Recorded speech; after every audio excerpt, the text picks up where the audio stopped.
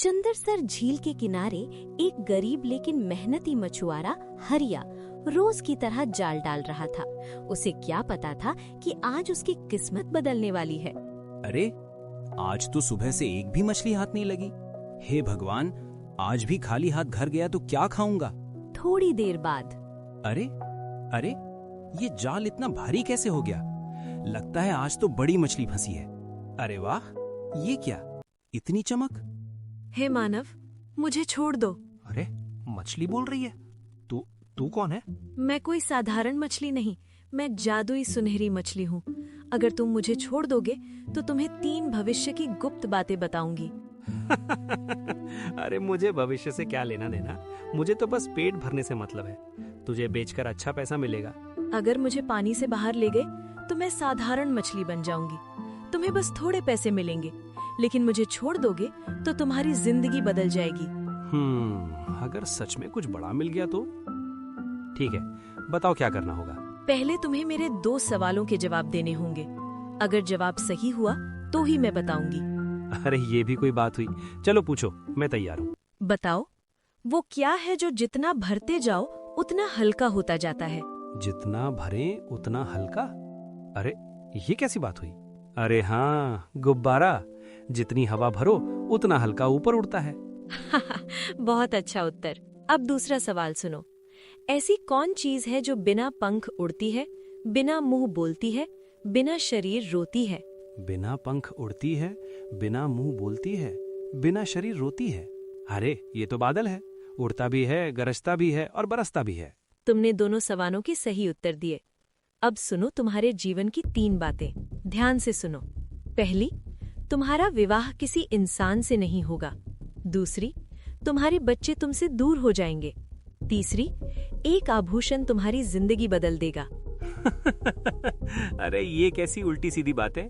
जब इंसान से विवाह नहीं होगा तो बच्चे कैसे होंगे, और कोई आभूषण मेरी जिंदगी कैसे बदल देगा? समय आने पर सब समझ जाओगे। याद रखना, आज की मुलाकात तुम्हारा भाग्य बदल देगी। मुझे इन बातों पर विश्वास नहीं, लेकिन तूने मुझसे विनती की। जा, मैं तुझे छोड़ देता हूँ। धन्यवाद हरिया, फिर मिलेंगे। हरिया ने उस बात को मजाक समझकर भुला दिया, लेकिन किस्मत की कहानी अभी शुरू हुई थी। कुछ दिन बीत गए।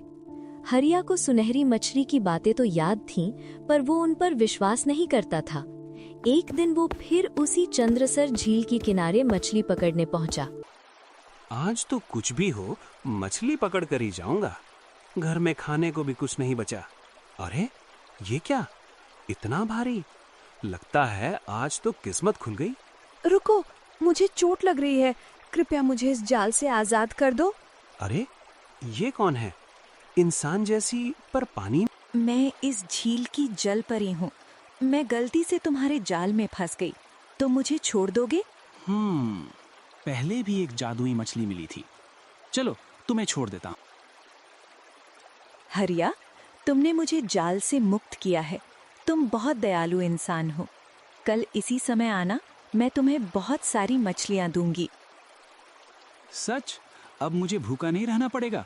मैं कल जरूर आऊंगा। हरिया घर तो लौट आया, पर उसके मन में मछलियों से ज्यादा जलपरी की छवि बस गई थी। न जाने क्यों उसकी आंखें, उसकी आवाज बार बार याद आ रही है। मुझे क्या हो रहा?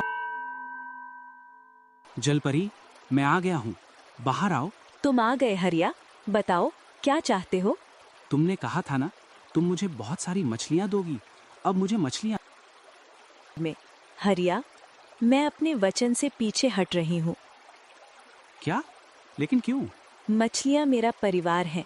भला कोई अपने परिवार के साथ बुरा कैसे कर सकता है? मैं उन्हें दुख नहीं देना चाहती। मुझे क्षमा कर दो, लेकिन तुम्हारी दयालुता के बदले मैं तुम्हें एक जादुई वस्तु देना चाहती हूँ। ये जादुई शंख है। तुम इससे जो भी मांगोगे, ये तुम्हें देता रहेगा। जो भी मांगूंगा? हाँ, जो। हे जादुई शंख, मेरी इच्छा है कि मैं इस जलपरी से विवाह करूं। मैं इसे अपनी पत्नी के रूप में देखना चाहता हूं। ये तुमने क्या कर दिया हरिया? अब मैं जल की दुनिया से अलग हो गई। मैं क्या करता? कल रात भर मुझे नींद नहीं आई। मेरे मन में सिर्फ तुम्हारी ही यादें थी। मुझे धन नहीं चाहिए, बस तुम्हारा साथ चाहिए। तुमने अपने लिए कुछ नहीं मांगा, सिर्फ मुझे चुना। हाँ, क्योंकि सच्ची खुशी साथ में होती है, धन में नहीं।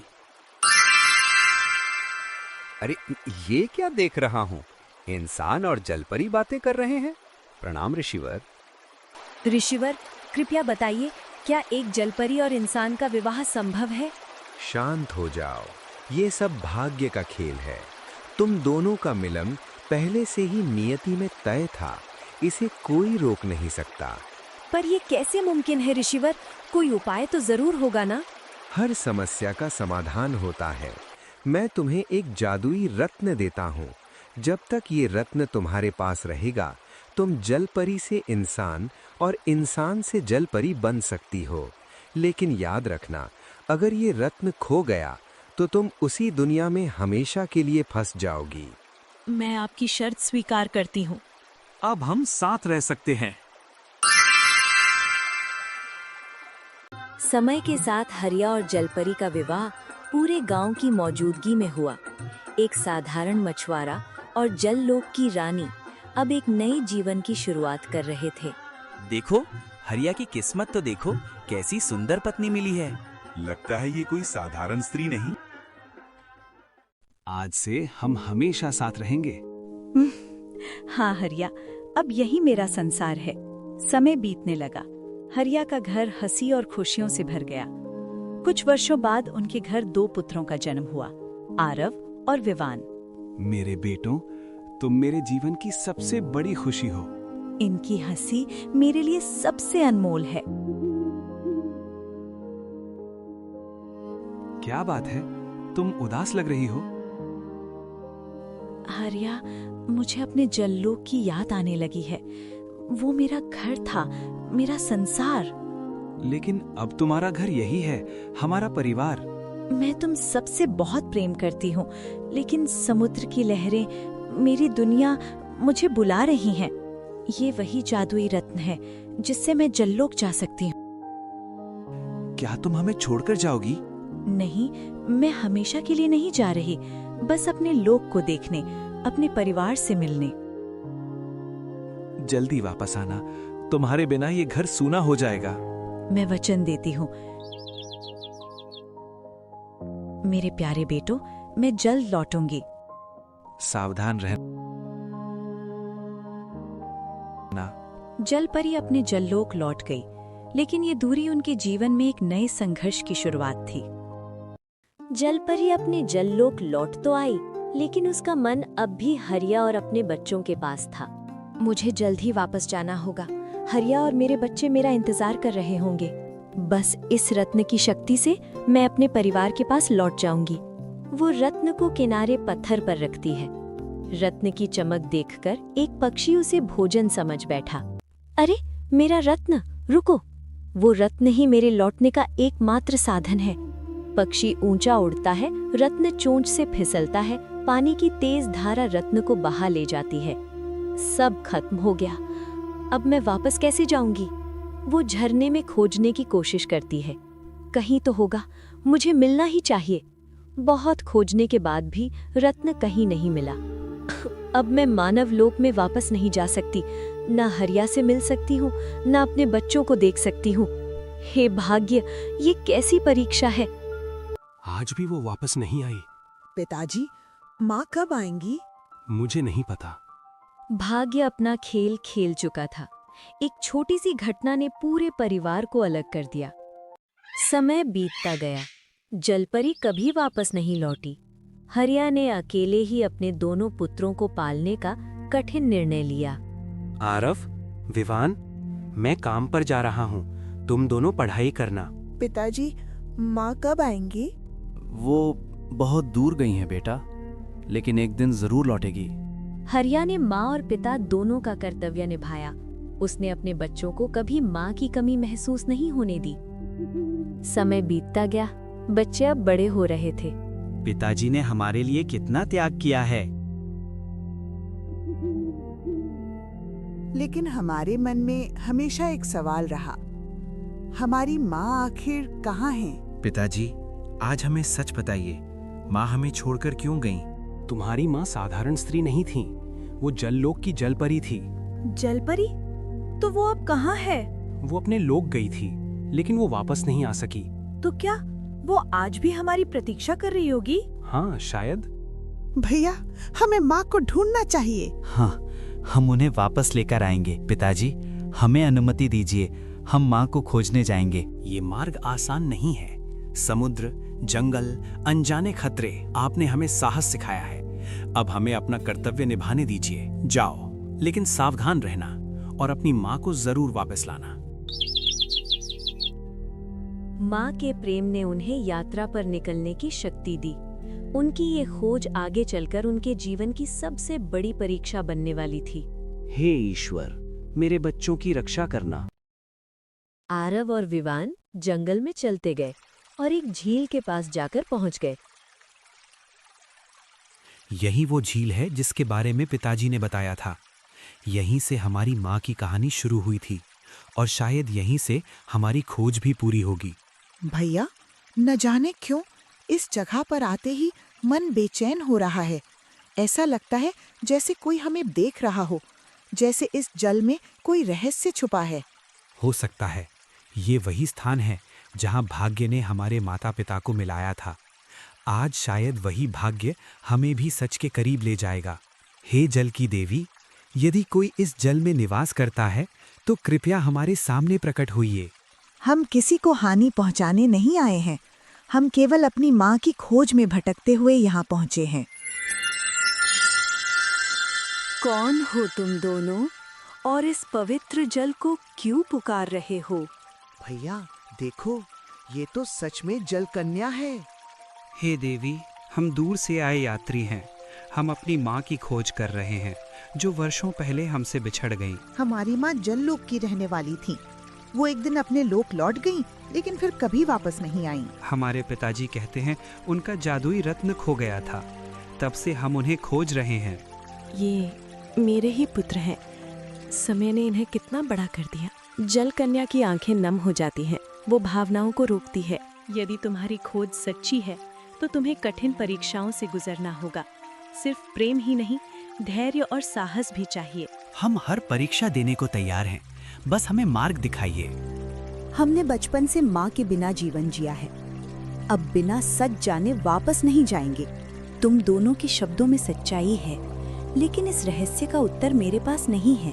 तो फिर हम क्या करें? हम किससे सहायता मांगे? एक महान ऋषि हैं, जिनका ज्ञान तीनों लोकों में प्रसिद्ध है। वे तुम्हें तुम्हारी खोज का मार्ग दिखा सकते हैं। कौन है वे? हम उनसे कहाँ मिल सकते हैं? ऋषि वशिष्ठ। वे पर्वतों के बीच अपने आश्रम में तपस्या करते हैं। उनकी दृष्टि भूत, वर्तमान और भविष्य सब देख सकती है। क्या वे हमें हमारी माँ तक पहुँचने में सहायता करेंगे? यदि तुम्हारा हृदय शुद्ध है तो अवश्य। तुम दोनों में अद्भुत साहस है। अपने पिता की सेवा करना और सत्य के मार्ग पर चलना। आप हमें ऐसे क्यों देख रही हैं, जैसे आप हमें पहले से जानती हो? जल सबको पहचानता है और मैं जल की संरक्षक हूँ।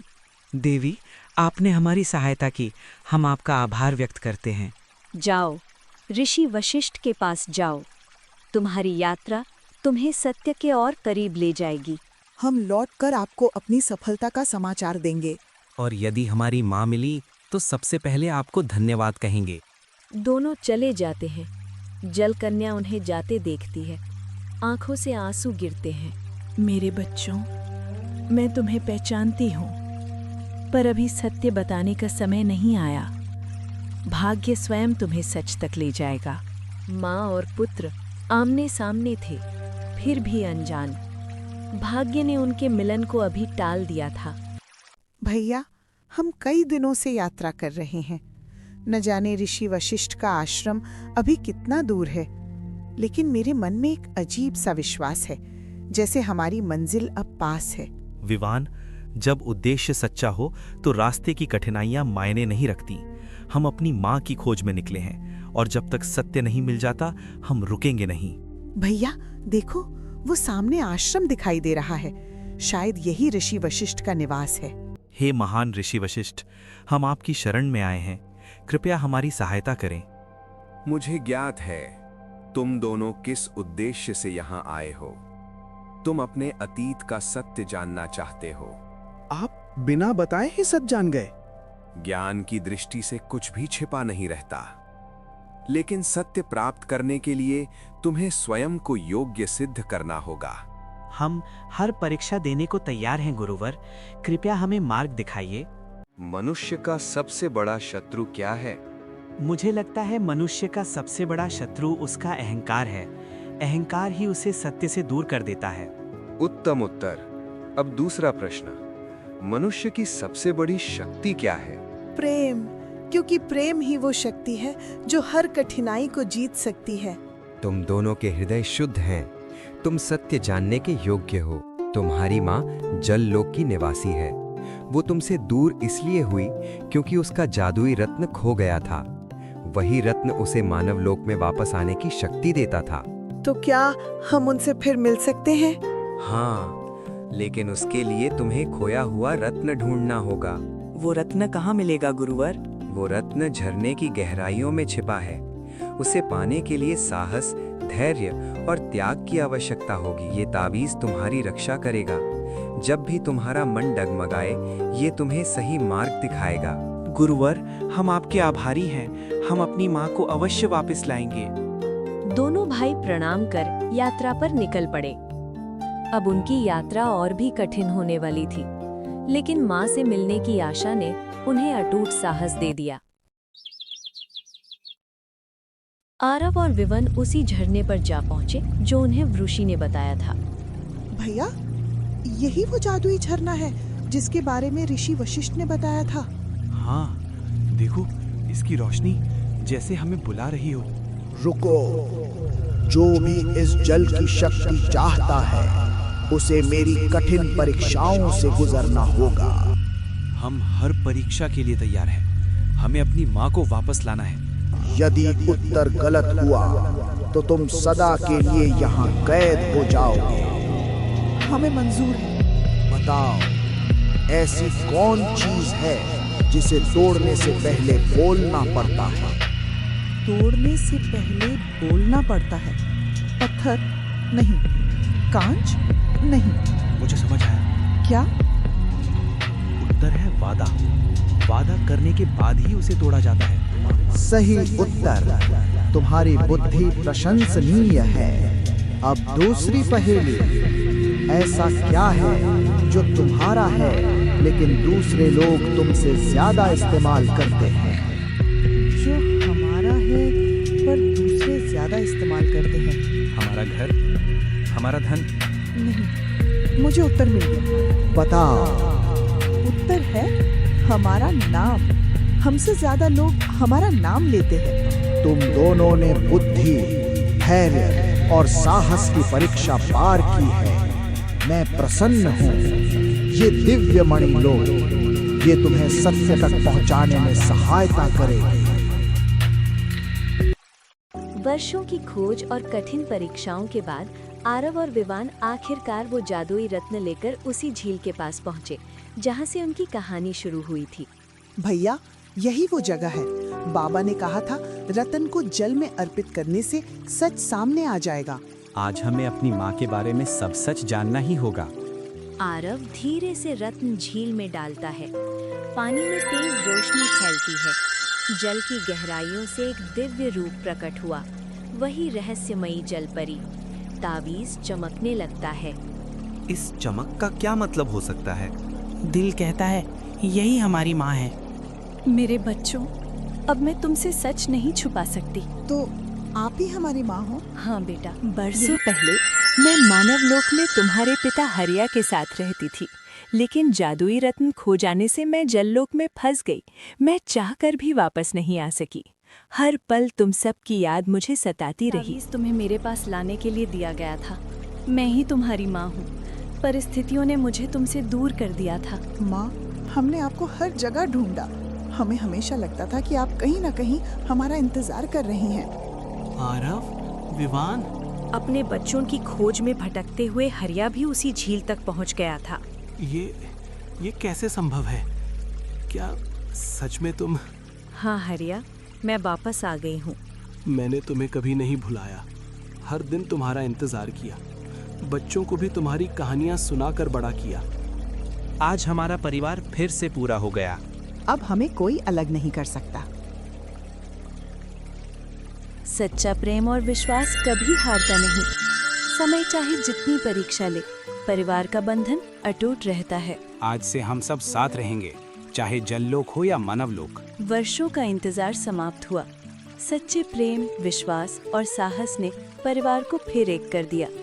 यही जीवन का सबसे बड़ा जादू है, परिवार का साथ। परिवार के मिलन के बाद भी एक प्रश्न बाकी था। क्या जलपरी जललोक और मानवलोक के बीच यूं ही बंधी रहेगी? इसका समाधान पाने के लिए पूरा परिवार ऋषि के आश्रम पहुंचा। हे ऋषिवर, हम फिर से साथ तो आ गए हैं, लेकिन ये जादुई रत्न ही हमारी खुशियों का कारण भी है और डर भी।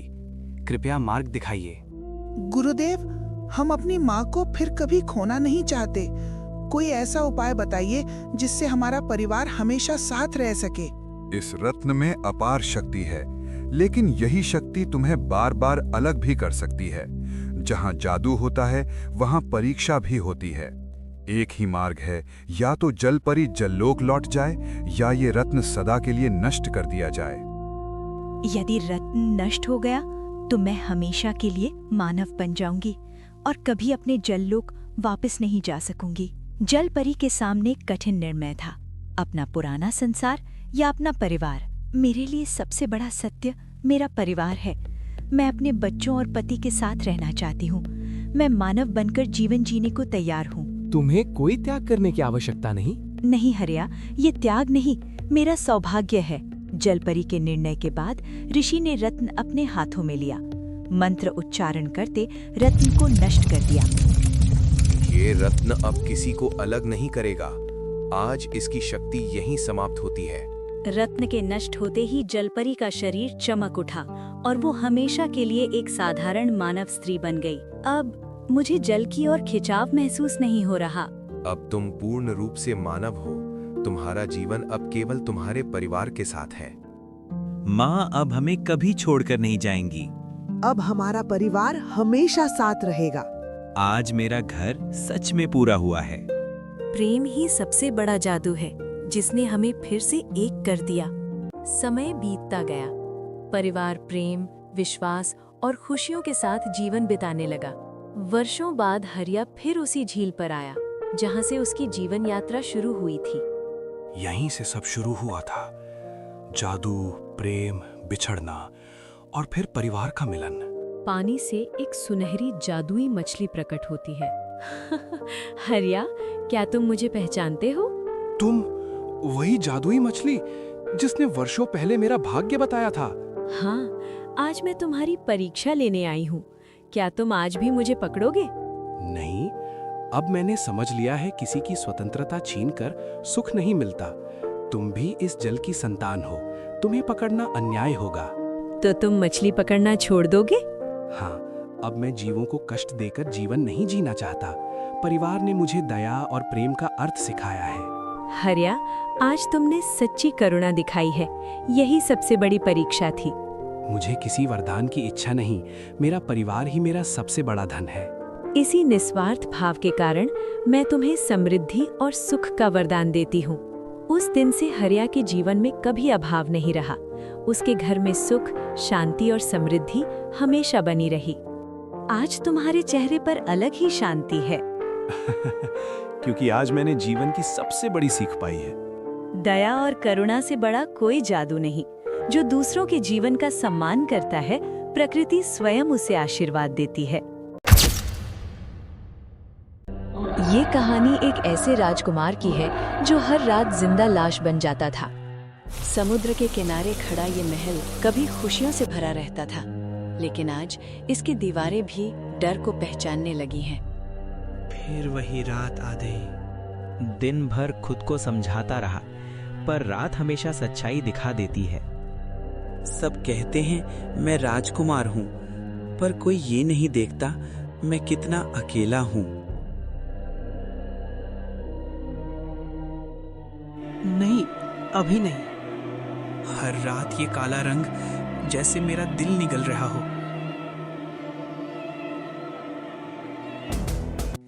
हर टिक टिक मुझे याद दिलाती है मेरे पास समय बहुत कम है। पिताजी कहते हैं हिम्मत रखो, माँ कहती हैं सब ठीक हो जाएगा, पर कोई ये नहीं बताता अगर सब ठीक नहीं हुआ तो। ये परछाई मेरी क्यों नहीं लगती? क्या मैं अभी भी वही हूँ या ये श्राप मुझे बदल चुका है? मैं ताज नहीं चाहता, बस एक रात बिना डर के जीना चाहता हूँ। और यही रात उस कहानी की शुरुआत थी जो 2 राज्यों की तकदीर बदलने वाली थी। हर रात मैं उसके कमरे के बाहर खड़ी रहती हूँ। डर लगता है कहीं सुबह देखने को ना मिले। हमारा बेटा हर दिन मर रहा है। क्या सच में कोई रास्ता नहीं बचा? हमने हर वैद्य बुलाया, हर तांत्रिक, हर जादू जानने वाला इंसान, लेकिन ये श्राप राजा की ताकत से भी नहीं डरता। महाराज, जो लक्षण हम देख रहे हैं वो साधारण रोग नहीं है। कुछ पुराने ग्रंथों में लिखा है ऐसा श्राप तभी लगता है जब कोई बड़ा वादा तोड़ा जाए। वादा? किससे? कुछ सवाल सिंहासन पर बैठकर अनसुने कर दिए जाते हैं। महाराज, अगर ये श्राप बढ़ता गया तो पूरा राज्य खतरे में पड़ सकता है। तो क्या मैं अपने बेटे को छोड़ दूं? राज्य बाद में, पहले मेरा बेटा। अगर कोई आखिरी रास्ता हो, चाहे कितना भी खतरनाक हो। महाराज, एक उपाय है। देश के अलग अलग हिस्सों में कुछ शक्तिशाली मंत्रिक रहते हैं, लेकिन उन्हें बुलाने का मतलब है पुराने रहस्यों को जगाना। अगर रहस्य मेरे बेटे को बचा सकते हैं तो उन्हें जागने दो। देश के हर कोने से मंत्रिकों को बुलाया जाए। जो भी इस श्राप को तोड़ सकता है वो राजमहल पहुंचे।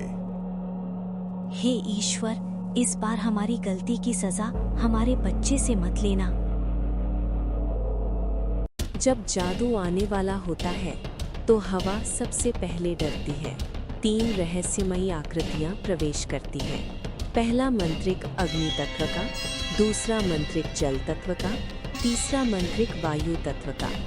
ये साधारण साधु नहीं थे, ये वे थे जिनके नाम से राजा कांपते हैं। महाराज, जिस श्राप ने आपके पुत्र को जकड़ा है वो साधारण नहीं है।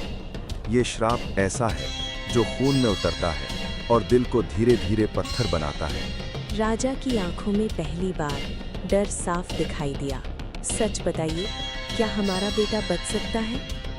महारानी, श्राप नफरत से नहीं, दर्द से पैदा होता है। जब कोई वादा टूटता है तो आत्माएं रोती हैं और वही आंसू श्राप बन जाते हैं। ये शब्द नहीं थे, ये बीते समय की सजा थी। ये सब हमारी गलती का नतीजा है? गलती नहीं महाराज, ये तो याद है। यादें मरती नहीं है, वो पीछा करती है। आप कहना क्या चाहते हो? इस श्राप की चाबी यहाँ नहीं है। तो फिर कहाँ है? वो चाबी दूसरे राज्य में है। दूसरा राज्य? पर वहाँ कौन? वहाँ भी एक श्राप सांस ले रहा है, एक और दिल टूट रहा है। 2 श्राप एक ही वादे से जुड़े हैं। 2 राज्य, 2 दिल और एक ही गलती। हमें क्या करना होगा? सच स्वीकार करना होगा। वो सच जिसे सालों से इस महल की दीवारों ने छुपा रखा है।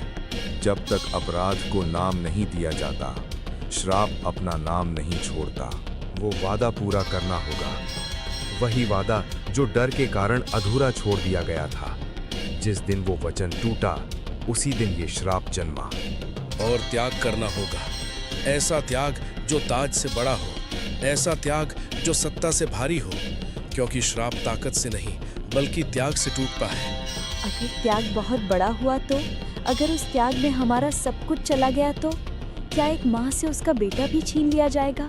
ये सवाल नहीं था, ये एक माँ का डर था जिसे भविष्य की आहट सुनाई दे चुकी थी। श्राप कभी सस्ता नहीं होता महारानी।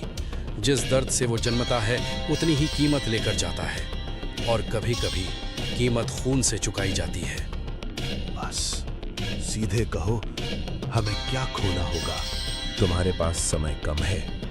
हर बीतती रात राजकुमार के दिल को और कठोर बना रही है। एक दिन ऐसा आएगा जब आग भी उसे पिघला नहीं पाएगी। हर रात श्राप गहरा होगा और उसकी धड़कनें धीमी पड़ती जाएंगी, जब तक कि एक दिन वो धड़कन सिर्फ पत्थर की आवाज बनकर रह जाएगी। और आखिरी रात सब कुछ बदल देगी। राज्य की तकदीर, आपकी विरासत और शायद आपका बेटा भी। हे ईश्वर, हमसे जो गलती हुई उसकी सजा हमारे बच्चे को मत दो। जब सच का सामना करने का साहस जुटा लें, हमें याद कीजिए, हम वहीं मिलेंगे जहां वचन टूटा था, क्योंकि वही श्राप की जड़ है। मंत्रिक चले गए, लेकिन अपने पीछे छोड़ गए एक ऐसा सच जो अब दरबार की दीवारों से टकरा रहा था। अब सवाल ये नहीं था कि श्राप कैसे टूटेगा, सवाल ये था क्या वे अपने ही अतीत का सामना कर पाएंगे, और अगर सामना किया तो कीमत कौन चुकाएगा। दूर एक और राज्य में एक और दिल उसी श्राप का बोझ उठाए खड़ा था।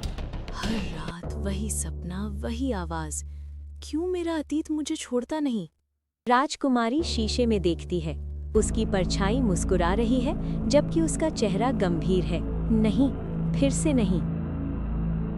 भागोगी कब तक राजकुमारी? तुम मेरा भ्रम हो, तुम सच नहीं हो। सच से भागना आसान नहीं।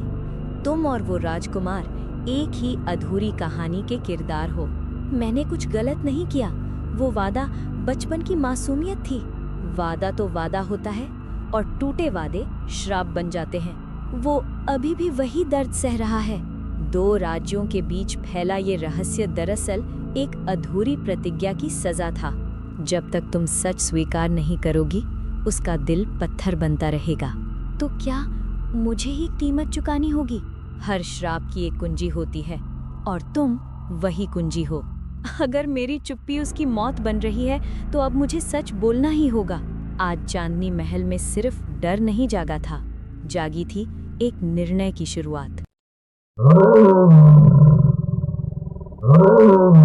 जब दर्द हद से गुजर जाता है तो डर की जगह साहस ले लेता है।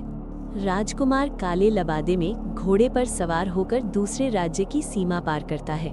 उसके हाथ की नसें हल्की काली पड़ चुकी थीं। अगर वही इस रहस्य की कुंजी है तो आज सच सामने आएगा। वो चुपके से महल की दीवार लांघता है। पहरेदार सोए हुए थे। चांदनी महल चमक रहा था। राजकुमारी बालकनी में खड़ी है, जैसे किसी अनजानी आहट को महसूस कर रही हो।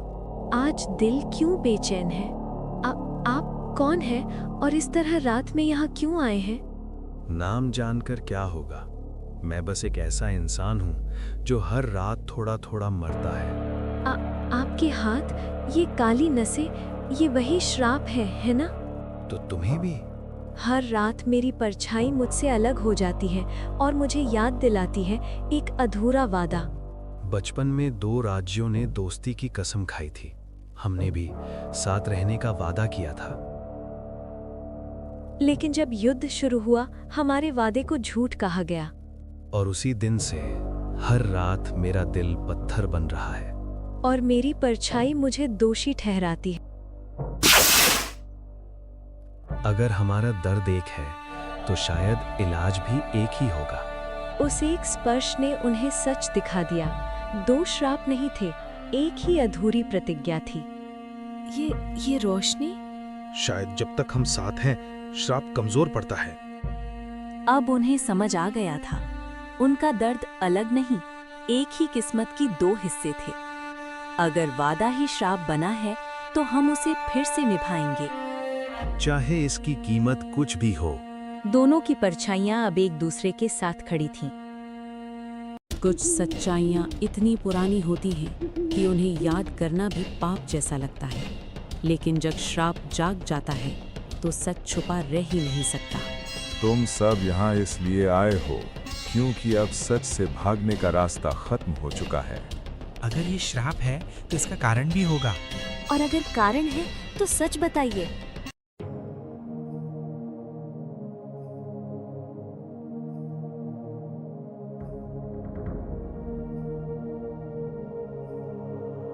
सालों पहले जब इन दो राज्यों के बीच युद्ध खत्म हुआ था, तब शांति बनाए रखने के लिए एक पवित्र वादा किया गया था। वादा ये था कि सत्ता, डर या लालच के लिए कभी किसी मासूम आत्मा की बलि नहीं दी जाएगी। मासूम आत्मा? लेकिन फिर ये श्राप कैसे? क्योंकि हम उस वादे पर टिक नहीं पाए। कभी-कभी सबसे बड़ा अपराध डर में लिया गया फैसला होता है। उस समय राज्य पर एक भयानक महामारी फैल गई थी। लोग मर रहे थे, राज्य टूट रहा था। तभी एक अंधे तांत्रिक ने कहा, अगर एक शुद्ध आत्मा की बलि दी जाए तो ये विपत्ति खत्म हो जाएगी। तो आपने किसी निर्दोष को मार दिया? निर्दोष नहीं, सबसे पवित्र आत्मा। कौन? वो इन दोनों राज्यों की दोस्ती की निशानी थी। एक छोटी बच्ची जिसे दोनों राज्यों ने साथ मिलकर पाला था। वो बच्ची दोनों राजघरानों के बीच उम्मीद थी। लेकिन डर ने हमें अंधा कर दिया। हमने सोचा एक जान देकर हजारों जान बच जाएंगी। और उसी रात उस मासूम की बलि दे दी गई। तो वो आत्मा मरी नहीं, वो इंतजार करती रही। वो आत्मा आज श्राप बन चुकी है और हर रात तुम दोनों को याद दिलाती है कि वादा तोड़ा गया था। अगर ये श्राप है तो इसे खत्म कैसे किया जाए?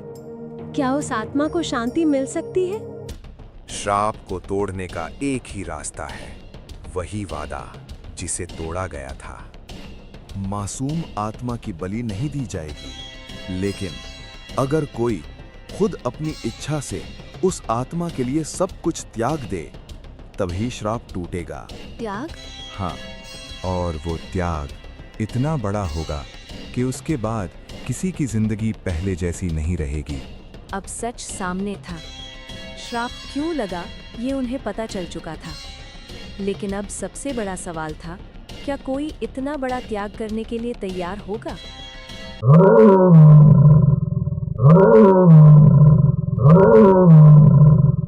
सच सामने आ चुका था।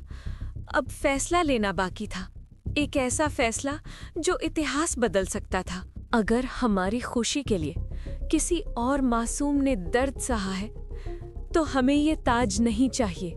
ऐसी खुशी जो किसी की बलि पर बनी हो, वो खुशी नहीं, एक श्राप है। मैं भी अब और नहीं सह सकता। हर रात मरना, हर सुबह जीना। अगर मेरी जिंदगी किसी की अधूरी आत्मा को बांध रही है, तो मैं वो जिंदगी छोड़ दूंगा। ये त्याग आसान नहीं था। ये सिर्फ ताज छोड़ना नहीं था, ये अपनी पूरी पहचान छोड़ने जैसा था। मैं अपना महल छोड़ दूंगा, अपनी पहचान, अपनी सत्ता, बस उसे आजादी मिल जाए। अगर यही कीमत है तो हम तैयार हैं। बस उस आत्मा को शांति मिल जाए। त्याग किया जा चुका था, अब फैसला उस आत्मा के हाथ में था। जो भी होगा साथ होगा। अब डर नहीं, सिर्फ सच है।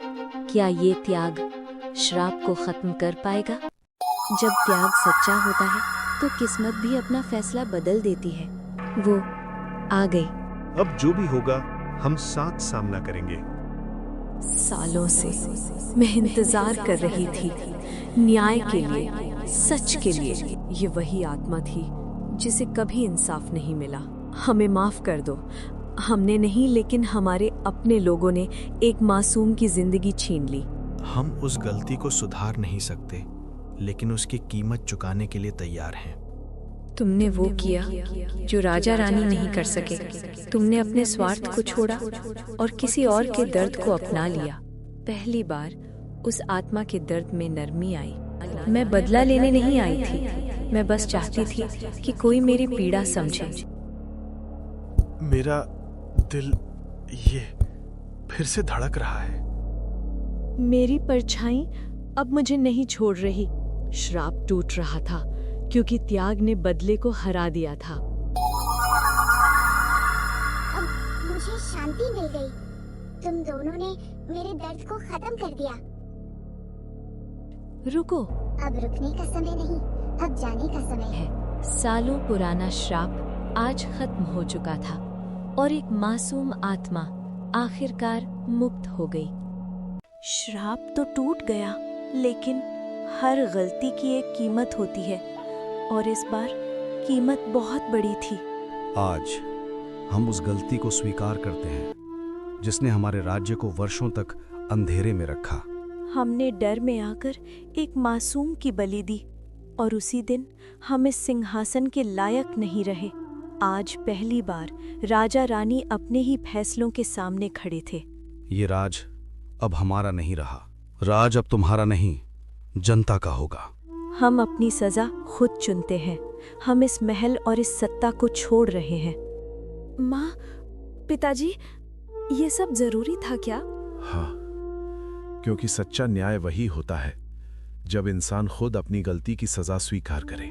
आज सिंहासन खाली हुआ था, लेकिन न्याय पूरा हुआ था। कभी कभी सब कुछ ठीक करने के लिए सब कुछ छोड़ना पड़ता है।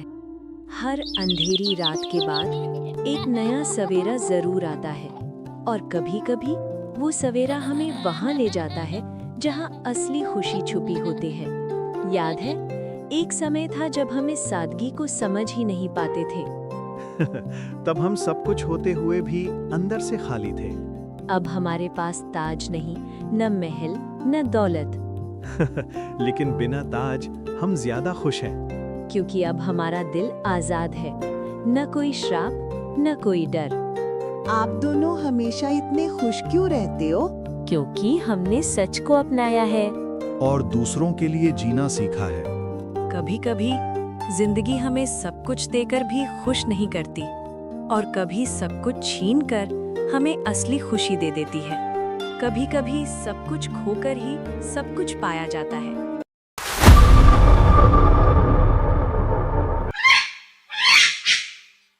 संध्या का समय था। सूरज ढलने को था। घने जंगल के बीच एक संकरे रास्ते पर गीता अपने पिता हरिराम के साथ लकड़ियां लेकर लौट रही थी। बाबा, मैंने आपसे कितनी बार कहा है मेरे साथ जंगल मत आया करो, फिर भी आप मेरी बात कभी नहीं मानते। अरे पगली, तू ही तो जिद करती है साथ आने की और अब मुझे ही डांट रही है। चल अब जल्दी कदम बढ़ा, देख नहीं रही अंधेरा गिरता जा रहा है। जंगल असामान्य रूप से शांत था, जैसे हर पेड़, हर झाड़ी किसी अनजाने रहस्य को छुपाए बैठी हो। बाबा, आज ये जंगल कुछ अलग लग रहा है, कुछ अजीब सा, जैसे कोई हमें देख रहा हो। गीता, इस जंगल के बारे में कहानियां सच भी हो सकती हैं, इसलिए बिना रुके आगे बढ़ते रहो। रुकिए बाबा, वो देखिए, उस पेड़ के नीचे कुछ पड़ा हुआ है। गीता की नजर दूर एक पुराने पेड़ की छाया में पड़ी, जहां कुछ अजीब सा दिखाई दे रहा था। नहीं गीता, उधर मत जाओ। इस मायावी जंगल में यूं रुकना खतरे से खाली नहीं है। लेकिन बाबा, अगर कोई मुसीबत में हुआ तो हम उसे ऐसे कैसे छोड़ सकते हैं? तू नहीं मानेगी ना? नहीं बाबा, बस एक बार देखकर आते हैं। बेटी की जिद के आगे पिता को झुकना ही पड़ा। उन्हें क्या पता था कि ये एक छोटा सा कदम उनकी जिंदगी को हमेशा के लिए बदल देगा। गीता और उसके बाबा धीरे धीरे उस पेड़ की ओर बढ़ने लगे, जहां उन्हें कुछ अजीब सा दिखाई दिया था। बाबा, मुझे डर लग रहा है, लेकिन लगता है सच में कोई वहां पड़ा है। जैसे ही दोनों पास पहुंचे, उन्होंने जो देखा उसे देखकर गीता सिहर उठी। अरे, ये तो कोई आदमी है और देखिए कितना खून बह रहा है। लगता है किसी जंगली जानवर ने इस पर हमला किया है। ये हालत ठीक नहीं है बेटी। क्या ये अभी जिंदा है?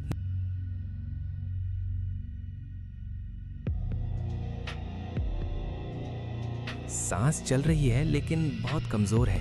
गीता, हमें यहाँ रुकना ठीक नहीं। इस जंगल में हर पल खतरा है। चलो यहाँ से चलते हैं। नहीं बाबा, हम इसे ऐसे नहीं छोड़ सकते। सोचिए, अगर हमारी जगह ये होता तो इसे हमारी मदद की जरूरत है।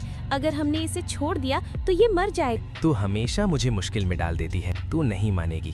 चलो बेटी, भगवान का नाम लेकर इसे उठाते हैं। ओम नमः शिवाय। हे भोलेनाथ, रक्षा करना। और फिर ईश्वर का नाम लेकर दोनों ने मिलकर उस घायल अजनबी को उठाया।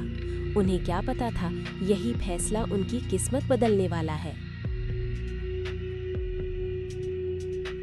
घनी जंगल से निकलकर गीता और उसके बाबा उस घायल युवक को अपनी छोटी सी झोपड़ी में ले आए। थकान से चूर, लेकिन दिल में एक उम्मीद लिए। संभाल के बेटी, धीरे से इसे यहाँ लेटा। बाबा, इसकी हालत बहुत खराब है। शरीर पर गहरे घाव हैं। दीपक की हल्की रोशनी में उस युवक का चेहरा साफ दिखाई दे रहा था। इसके कपड़े और रूप रंग देखकर लगता है ये कोई साधारण इंसान नहीं, शायद किसी बड़े घराने से है। चाहे ये कोई भी हो बाबा, इस समय इसे हमारी मदद की जरूरत है। आप चिंता मत कीजिए, मैं अभी जड़ी बूटियां लाती हूँ। माँ मुझे सिखाया करती थी ना।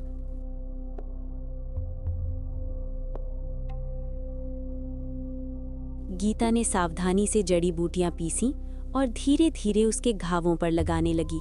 हे भगवान, इसकी रक्षा करना, इसे जल्दी होश आ जाए। तेरा दिल बहुत बड़ा है बेटी, भगवान जरूर इसका फल देंगे। और इस तरह एक अनजान इंसान की जान बचाने की कोशिश में दोनों पूरी रात जागते रहे। उधर राजमहल में चिंता का माहौल छाया हुआ था। हर कोना जैसे किसी अनहोनी की आहट दे रहा था। महाराज, हमारे पुत्र आर्यवीर अभी तक वापस क्यों नहीं आए? 3 दिन हो गए, कोई खबर तक नहीं। रानी, धैर्य रखो। हमने अपने श्रेष्ठ सैनिकों को जंगल में भेज दिया है।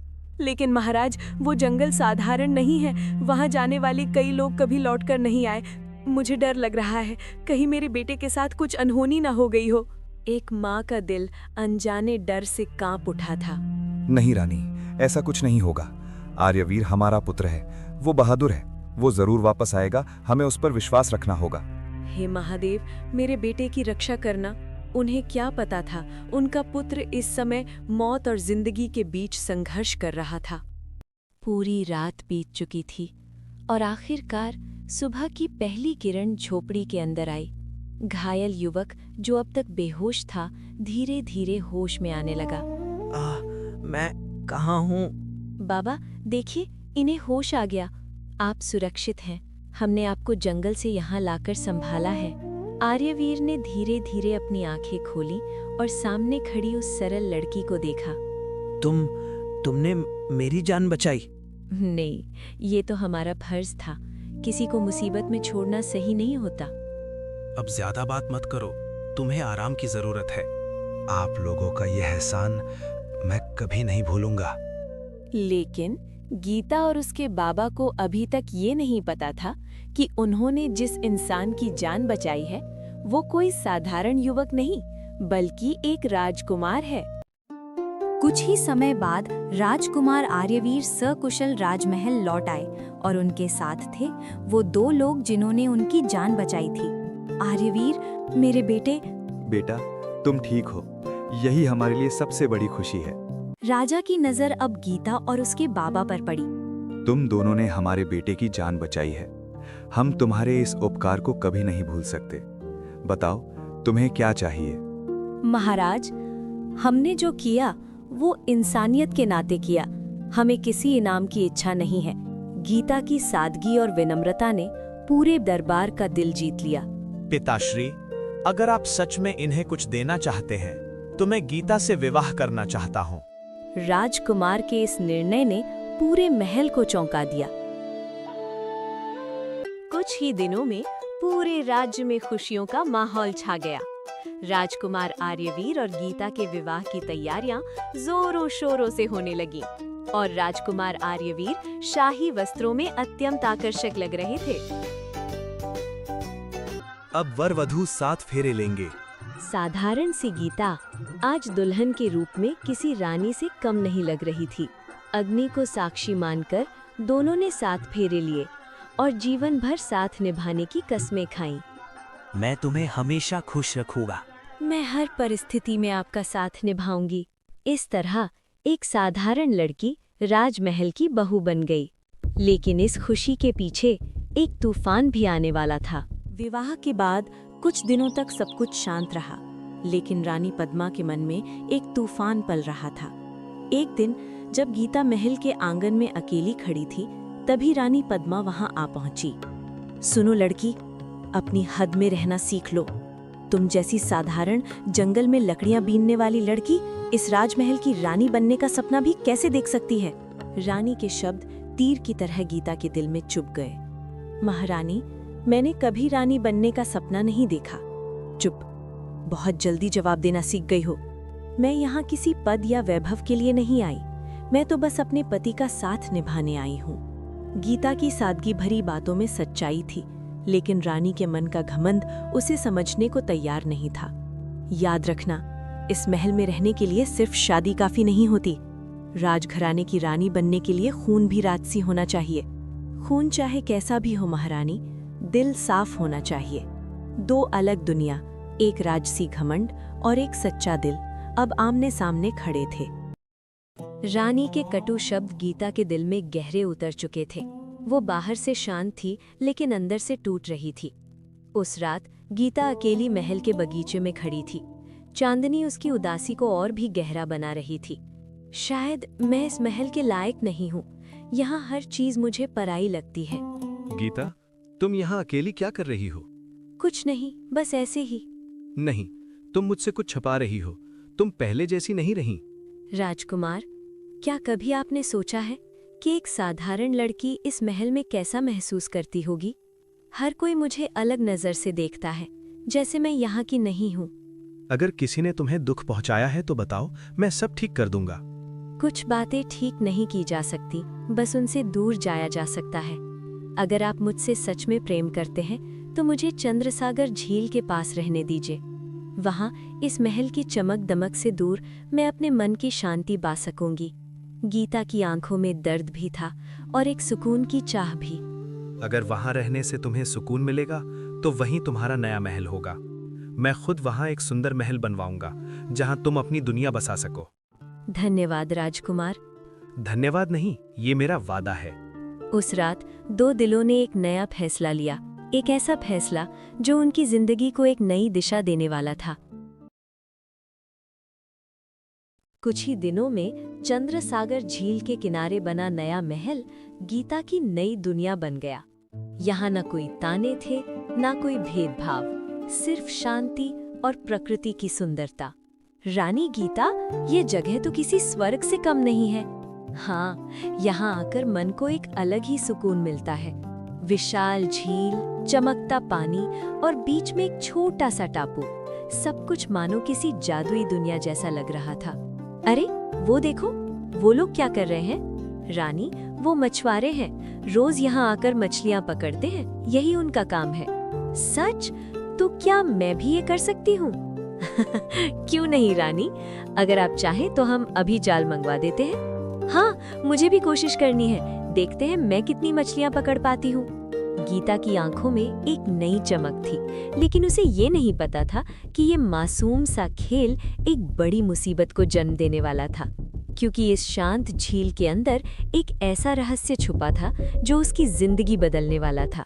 अगली सुबह चंद्रसागर झील के किनारे कुछ मछुआरे अपनी रोज की तरह मछलियां पकड़ने में लगे हुए थे। अरे वाह, आज तो किस्मत खुल गई।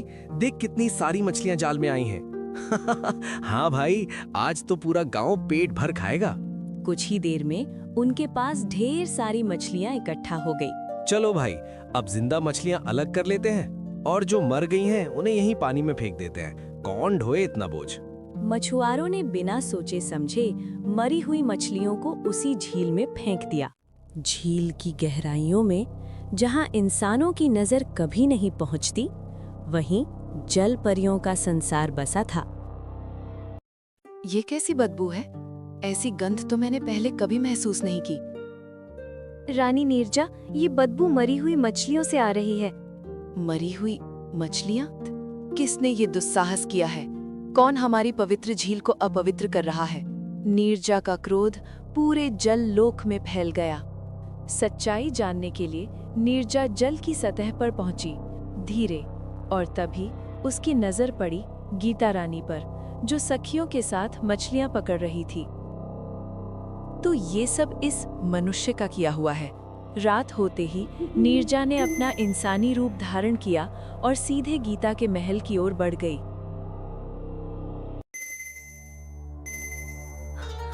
कौन है? तुम्हें अपने कर्मों का दंड भुगतना होगा। पर मैंने किया क्या है? तुमने मछलियां पकड़ी हैं। पर बाकी सभी मछुआरे भी तो मछलियां पकड़ते हैं ना? हाँ, पर वो उनके जरूरत अनुसार ही पकड़ कर ले जाते हैं, पर तुमने तो हद ही कर ली। नहीं देवी, मेरी बात तो सुनिए, मैंने जानबूझकर। चुप, अब कोई सफाई नहीं। नीरजा ने बिना एक पल गवाए अपनी शक्ति से गीता को बांध लिया। मुझे छोड़ दीजिए, मैंने कुछ गलत नहीं किया।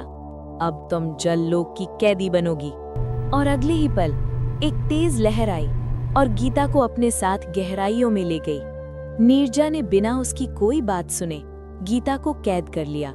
अगली सुबह चंद्र सागर झील के किनारे बने महल में अचानक हड़कंप मच गया। महाराज, महाराज! क्या हुआ? इतनी घबराई हुई क्यों हो? महाराज, रानी गीता अपने कक्ष में नहीं है। सुबह से कहीं दिखाई नहीं दे रही। क्या?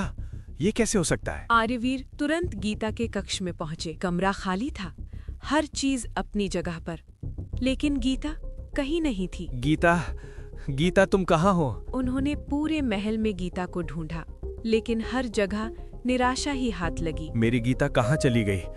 कल तक तो वो यहीं थे। उनका दिल किसी अनजाने डर से कांप उठा। हे भगवान, मेरी गीता को कुछ हो न गया हो। महाराजा, हमने कल मछलियाँ पकड़ी और रात से रानी कहीं नहीं दिखी। हमें लगा अपने कमरे में आराम कर रही होंगी। गीता कहाँ चली गई तुम? उन्हें क्या पता था कि उनकी प्रियतमा इस समय झील की गहराइयों में कैद है। दिन बीतते गए, लेकिन गीता का कोई पता नहीं चला। आर्यवीर का दिल अब पूरी तरह टूट चुका था। वो रोज चंद्र सागर झील के किनारे आकर घंटों बैठा रहता, उम्मीद करता शायद गीता वापस आ जाए। तभी उसकी नजर एक छोटी सी मछली पर पड़ी, जो गलती से किनारे पर आ गई थी और तड़प रही थी। अरे बेचारी, पानी से दूर होकर कैसे तड़प रही है, जैसे मैं अपनी गीता के बिना तड़प रहा हूँ। आर्यवीर ने बिना देर किए उस मछली को उठाया। जा, अपने घर लौट जा। जैसे ही मछली पानी में गई, अचानक एक तेज रोशनी फैली। हे दयालु मनुष्य, तुमने एक नन्ही जान बचाई है। कौन हो तुम? मैं जललोक की एक जलपरी हूँ और तुम्हारी दया से प्रसन्न हूँ। तुम यहाँ अकेले क्या कर रहे हो? मेरी पत्नी गीता अचानक गायब हो गई है।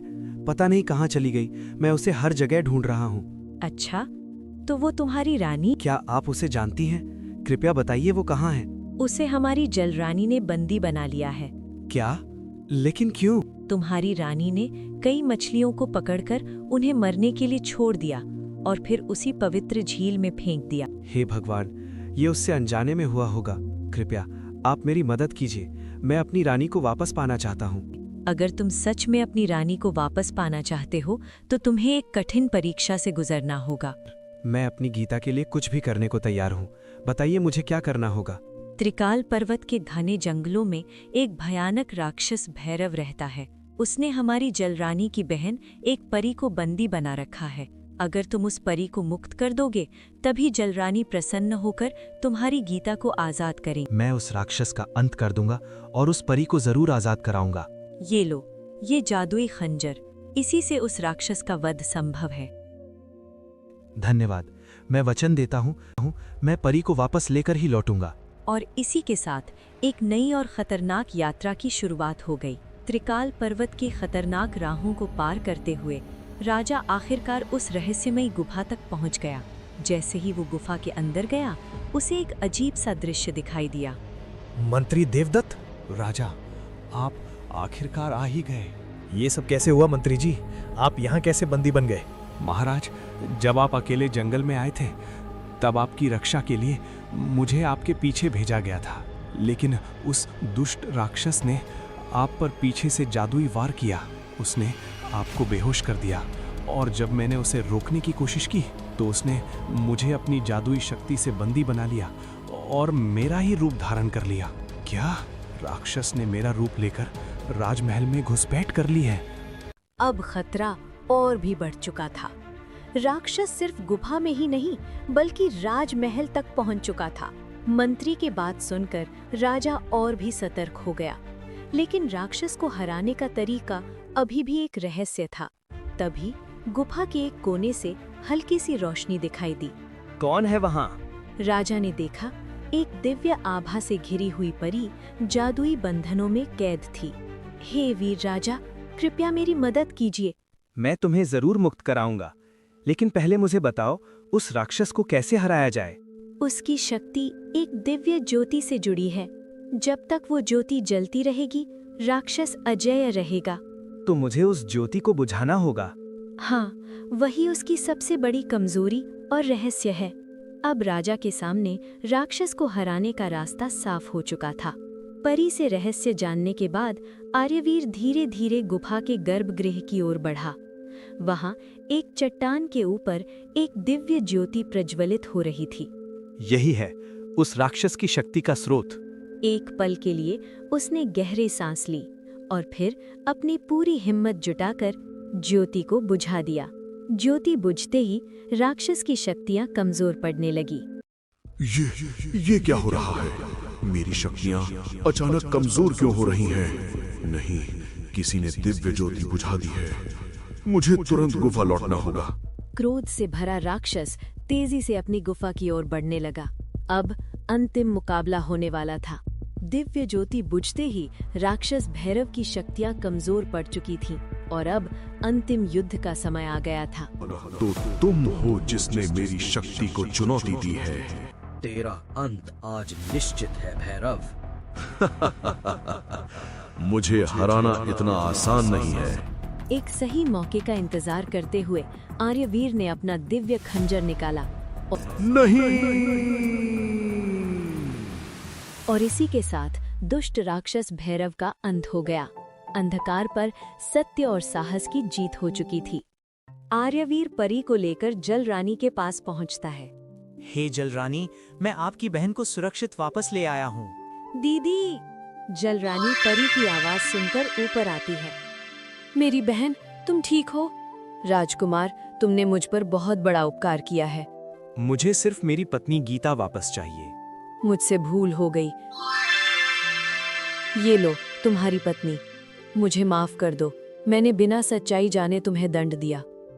आपका कोई दोष नहीं, सच्चाई जानना जरूरी था। आर्यवीर! गीता! आर्यवीर गीता को लेकर राजमहल जाता है। बहू, मुझे माफ कर दो, मैंने तुम्हें समझा नहीं। माँ, आपका आशीर्वाद ही मेरे लिए सब कुछ है। और इस तरह सब गलतफहमियां दूर हो गईं और सभी खुशी खुशी रहने लगे। नंदपुर नाम के एक शांत गांव में 18 साल का वीर रहता था। बचपन में ही उसकी माँ उसे छोड़कर चली गई। वीर को उसके पिता ने ही पाला और उसके पिता हरिदास एक दिन जंगल गए और फिर कभी लौटकर नहीं आए। तब वीर 8 साल का था। अकेले पड़े वीर को गांव के बुजुर्ग भोलाराम और उनकी पत्नी गंगा ने अपने बेटे की तरह पाला। उनकी अपनी कोई संतान नहीं थी। बेटा, ये खाना खा लो और कुछ चाहिए हो तो बता देना। धन्यवाद, आप लोगों ने हमेशा मेरा ख्याल रखा है। सब कुछ होते हुए भी वीर के दिल में एक कसक थी। मैं कब तक दूसरों के सहारे जीऊंगा? अब तो मुझे खुद कुछ करना होगा। दिन बीतने लगे। वीर अब बड़ा हो चुका था। मुझे अब कुछ तो काम करना है। कब तक मैं आप पर निर्भर रहूंगा? अरे पागल, तुम हमारे बेटे जैसे हो, बोझ नहीं। फिर भी अब समय आ गया है कि मैं अपने पैरों पर खड़ा हो जाऊं। ठीक है बेटा, जैसा तुम्हें ठीक लगे। कल से मैं जंगल जाऊंगा और मेहनत करके कमाऊंगा। अगले दिन वीर कुल्हाड़ी लेकर जंगल पहुंचा। आज से सब कुछ बदल जाएगा। ये जंगल इतना शांत क्यों है? तभी वीर की नजर एक पेड़ पर बैठे कौवे पर जाती है। ये कौवी मुझे ऐसे क्यों देख रही है? वीर, क्या तुम अपने पिता से मिलना चाहते हो? ये कैसे हो सकता है? तुम बोल कैसे रही हो? और तुम्हें मेरा नाम कैसे पता? मैं कोई साधारण पक्षी नहीं हूँ। मैं तुम्हारे पिता के बारे में सब जानती हूँ। नहीं, ये सच नहीं। मेरे पिता को गए हुए बहुत दिन हो चुके हैं। ये सच नहीं हो सकता। नहीं वीर, तुम्हारे पिता जिंदा हैं। मुझे पता है वो कहाँ हैं। मैं तुम्हें उनके पास ले जा सकती हूँ, पर तुम्हें मेरा एक काम करना होगा। और हाँ, मेरे बारे में किसी को मत बताना, वरना तुम्हारे पिता को हानि पहुँच सकती है। नहीं, ये सच नहीं हो सकता। ये जरूर कोई बुरा साया है। मुझे यहाँ से निकलना होगा। और वीर डर के मारे जंगल से भाग गया। उस रात वीर को बिल्कुल नींद नहीं आई। वो कौवी सच में बोल रही थी या फिर ये मेरा भ्रम था? लेकिन उसने पिताजी का नाम लिया। वो कैसे जान सकती है? वीर के मन में डर भी था और उम्मीद भी। अगर वो सच कह रहे हो तो? अगर पिताजी सच में जिंदा हो तो? लेकिन अगर वो कोई बुरी आत्मा हुई तो? अगर वो मुझे फंसा रही हो तो? एक तरफ डर, दूसरी तरफ अपने पिता से मिलने की चाह। नहीं, मुझे सच्चाई जाननी ही होगी। मैं इसे डरकर नहीं बैठ सकता। सुबह होते ही वीर ने अपना फैसला कर लिया। आज मैं फिर से जंगल जाऊंगा, चाहे जो भी हो, सच्चाई सामने लाकर ही रहूंगा। पिताजी, अगर आप सच में कहीं हो तो मैं आपको ढूंढ कर रहूंगा। और इसी उम्मीद के साथ वीर एक बार फिर उस रहस्यमयी जंगल की ओर चल पड़ा। मुझे पता था तुम जरूर वापस आओगे वीर। मैं सिर्फ अपने पिता के बारे में जानने आया हूँ। तुमने कहा था ना, तुम सब जानती हो। हाँ, जानती हूँ, लेकिन हर सच्चाई की एक कीमत होती है। कैसी कीमत? पहले मेरे साथ चलो, फिर सब समझ जाओगे। वीर थोड़ी झिझक के साथ कौवी के पीछे पीछे चल पड़ा। ये जगह बहुत अजीब है, यहाँ पहले कभी नहीं आया। हर कोई यहाँ तक नहीं पहुँच पाता वीर। ये जंगल अपने रहस्य हर किसी को नहीं दिखाता। कुछ देर चलने के बाद वे एक पुरानी सुरंग के सामने पहुँचे। यही है तुम्हारी किस्मत का दरवाजा। अंदर? हाँ, जाओ और खुद देख लो। अंदर अंधेरा था, लेकिन सामने एक बड़ा संदूक रखा था। ये क्या है? खोलो इसे। अरे, ये तो सोना, चांदी और इतने सारे रत्न। इतना खजाना मैंने कभी नहीं देखा। ये सब तुम्हारा हो सकता है वीर। तुम्हें अब कभी गरीबी में जीने की जरूरत नहीं पड़ेगी। ना किसी के आगे झुकना पड़ेगा, ना किसी पर निर्भर रहना पड़ेगा। सच में? ये सब मेरा हो सकता है? बस एक शर्त है, मुझ पर भरोसा करो। इतना सारा धन, अब मुझे किसी के सहारे की जरूरत नहीं पड़ेगी। मैं भोलाराम बाबा और गंगा माँ की भी मदद कर सकूंगा। सोचो वीर, ये मौका बार बार नहीं मिलेगा। ठीक है, मैं तुम पर भरोसा करता हूँ। और यहीं से वीर के जीवन में लालच ने अपनी जगह बना ली।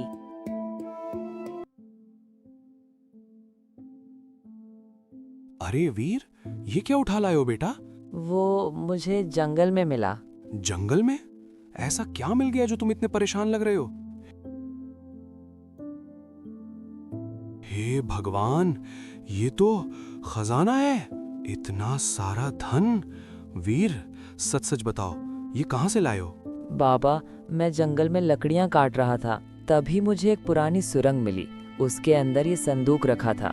बेटा, ये बात ठीक नहीं लग रही। इतना बड़ा खजाना यूं ही किसी को नहीं मिलता। कहीं ये राजा का खजाना तो नहीं?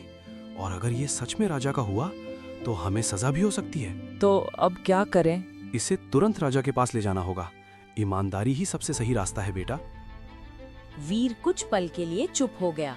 अगर मैं सच्चाई बता दूं तो कवि का राज खुल जाएगा और फिर मैं कभी पिताजी से नहीं मिल पाऊंगा। अगले ही पल वीर और भोलाराम राजा के दरबार की ओर चल पड़े। महाराज, ये लड़का मेरे गांव का है। इसे जंगल में ये संदूक मिला। हमें लगा कि ये आपका हो सकता है। ये खजाना मेरा तो नहीं, लेकिन इतना धन छोड़ भी कैसे दूं? हाँ, ये खजाना हमारा ही है। तुम दोनों ने ईमानदारी दिखाई है। सिपाहियों, इनको इनाम दिया जाए। धन्यवाद महाराज। सिपाहियों ने संदूक ले लिया और बदले में कुछ धन दे दिया। देखा बेटा, ईमानदारी का फल हमेशा अच्छा होता है।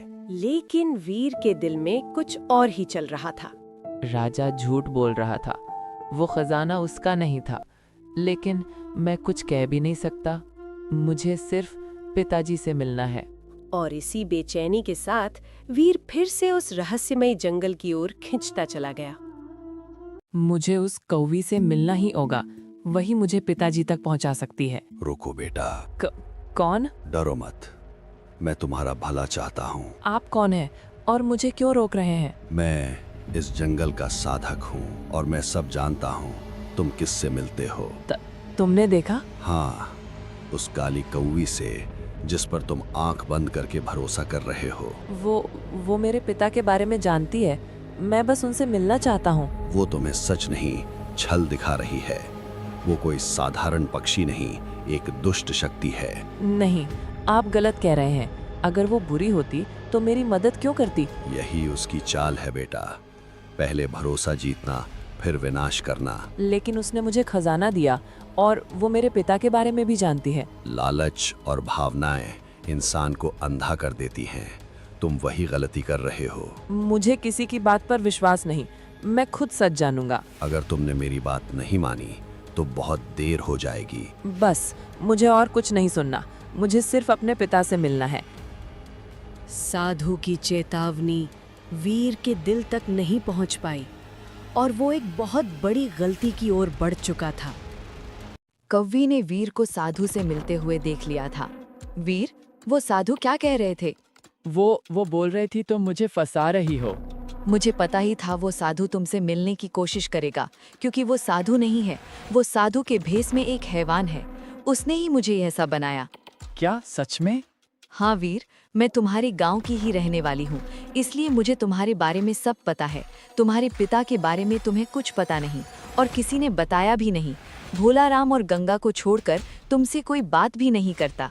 हाँ, ये तो सच है, कोई मुझसे बात तक नहीं करता। और भोलाराम बाबा को पिताजी के बारे में पूछा तो वो बात टाल देते हैं। क्या सोच रहे हो वीर? नहीं, कुछ नहीं। कव्वी ने वीर का भरोसा जीत लिया।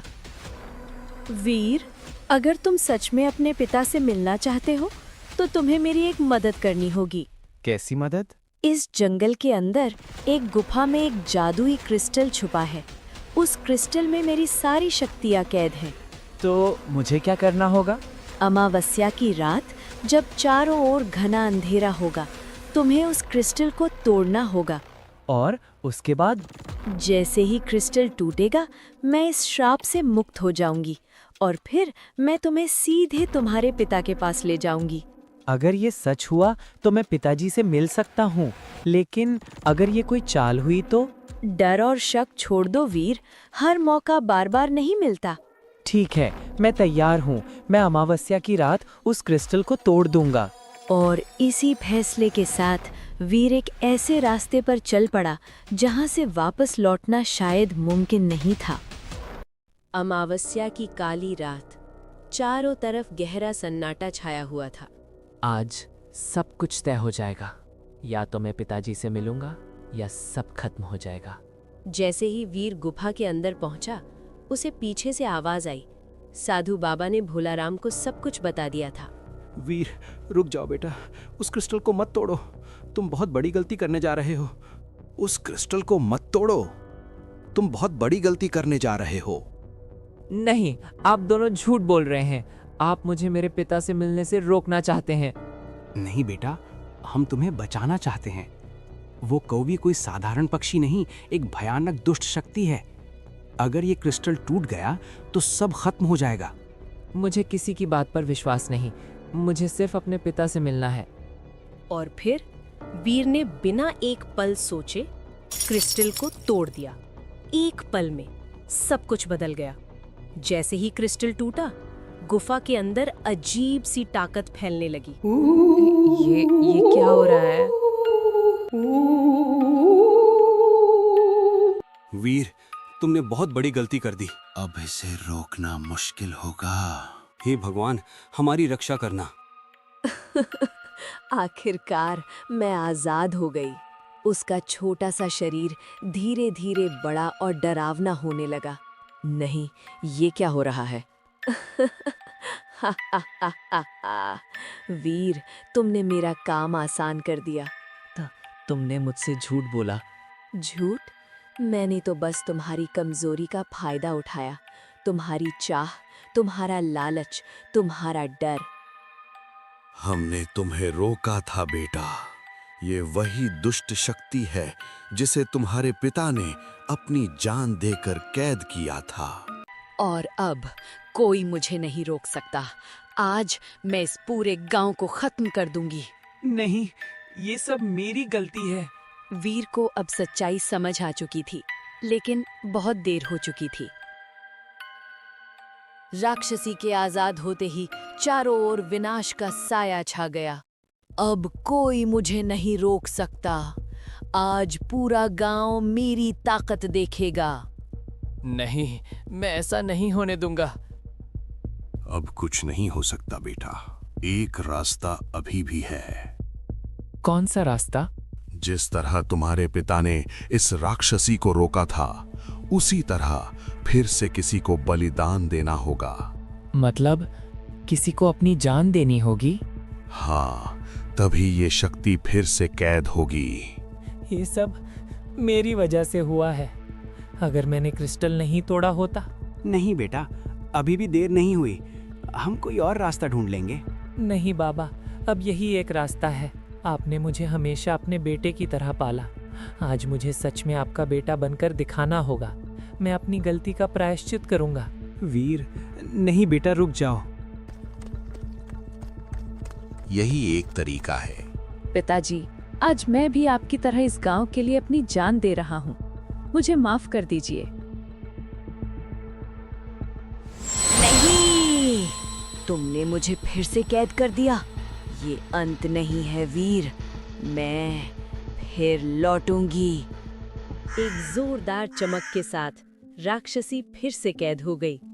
वीर, तुमने हमें छोड़ दिया बेटा। गांव बच गया, लेकिन वीर हमेशा के लिए चला गया। कभी कभी एक गलती को सुधारने के लिए सबसे बड़ा बलिदान देना पड़ता है। मेरा जो YouTube चैनल है, आप इसको सब्सक्राइब कीजिए। देखिए, ऐसी बात है कि आपके सपोर्ट के बिना कुछ भी नहीं हो सकता। लोग कहते हैं कि मेरे एक सब्सक्राइबर से क्या हो जाएगा। आपके इस एक सब्सक्राइबर से बहुत कुछ हो जाएगा। अगर आप मेरे इस चैनल को सब्सक्राइब करेंगे, तभी एक एक करके मेरा सब्सक्राइबर बढ़ेगा और इस तरीके से मैं आगे बढ़ सकता हूँ। तो मैं आपसे निवेदन करता हूँ कि आप मेरे इस YouTube चैनल को सब्सक्राइब कीजिए और मेरी आने वाली वीडियोस को आप लगातार देखिए। मुझसे कोई गलती हो जाए तो मुझे आप बताइए कि क्या मैं सुधार कर सकता हूँ, और आने वाले टाइम में मैं अच्छा कंटेंट लाकर आप सबको नए नए वीडियोस के थ्रू। काश कोई कमेंट में बोलता, भाई आपका YouTube चैनल सब्सक्राइब कर दिया मैंने।